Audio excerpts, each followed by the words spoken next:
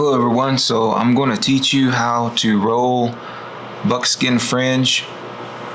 So for this you're going to need a round cutter, has the round blade on it, and you're going to need some buckskin. So if you have some scrap buckskin, that would be the best thing to use. Most of us, who work with regalia or making regalia, we have a lot of this. This is plenty, it's abundant. Or you can go online and find you some scrap buckskin for sale for maybe like 20 bucks or something. And what you want to do is you want to start by cutting pieces roughly 12 inches. So here I have my buckskin, and so I measured this out at roughly 10 inches. And what I've been doing is I've just been cutting strips, and the strips that I'm using are roughly a quarter inch, between a quarter and an eighth of an inch. I'm an art teacher, I'm not a math teacher for that reason, so you can just estimate it. And what you want to do is you want to have enough material to where the end of it is almost square. So if you look at the end of this here, you'll notice that the material is square or almost square, and that's what you're looking for. That's kind of what you want. So here I have a fringe that I've already rolled, and there's two methods of doing this. One is you can either use your saliva, or you can get you like a bowl of water and dip your hand in it, and you can use it like that. Let's go ahead and start cutting our strip here. So I got this cutting mat. It's an X-Acto cutting mat that I got from Walmart, and you can find them at Hobby Lobby or Joann's or any place where they sell fabric material, craft supplies. You can get you a mat like this. I think this mat was like $25 if I'm not mistaken. So they're relatively inexpensive, and it's a very good investment if you buy one. So I highly recommend buying one, especially if you're gonna be working with regalia. So let's go ahead and get this cut.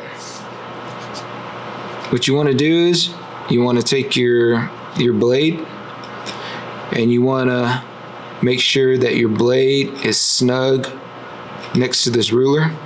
So this ruler that I'm using, it has a cork backside or underside, and this really helps to keep your buckskin from sliding or moving whenever you're cutting this. So preferably have a ruler or a straight edge that has some kind of grip at the bottom, and all you're going to do, apply pressure and just go up. Take your time, don't get into a rush, and you want to stop about 1 inch from the top. So I don't know if you've seen just now, but as I was going up, the fringe or the buckskin, the material underneath started moving. So make sure that you're pressing down as you go along. So you want to apply pressure right next to your blade as you're going along. Be careful, don't get your fingers in the way. That would be very bad. And you're going to move your ruler over, or your straight edge over, the exact amount that you just cut, that you just made your cut. So I'm going to do this again. Now for this side, I'm going to go all the way through, all the way to the top of my buckskin. And there you have your fringe. So there's your fringe. Now we want to start rolling our fringe, but before you do that, you want to make sure that you moisten your buckskin fringe. I'm going to do that just by using a little bit of my saliva. Forewarn you, do not soak this.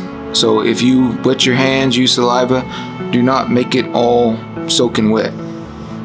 You just want enough moisture to where it's going to retain its shape after you roll it.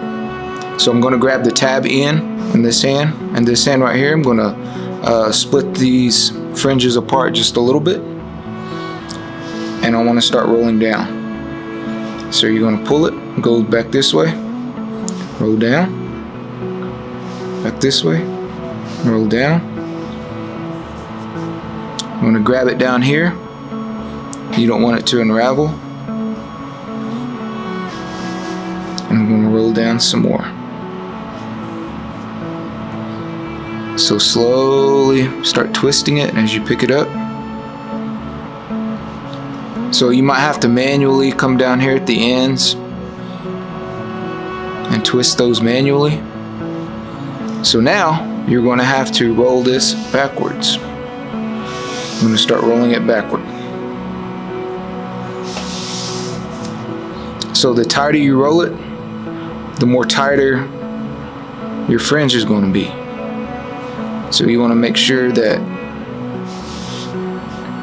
you're applying some pressure and you're being consistent with your rolling. And there you have it. And there's your fringe.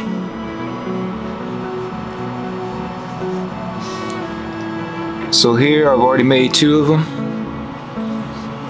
And it should only take you maybe a couple minutes just to make one.